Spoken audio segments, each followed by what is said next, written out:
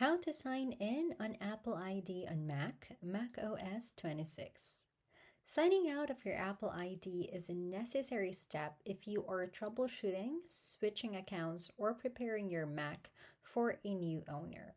While your data stays safe in the cloud, signing out removes sync items like iCloud photos and documents from the device.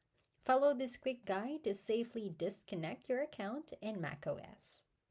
Step 1. Open System Settings. Click on the Apple menu in the top left corner of your screen, then select System Settings from the drop-down menu. Step 2. Click on your Apple ID name. In the System Settings window, you'll see your Apple ID name at the top of the sidebar on the left. Click on your name. Step 3. Scroll down and click Sign Out. On the right side of the window, scroll down until you see the Sign Out button. Click it. Step 4. Choose Data to Keep, optional.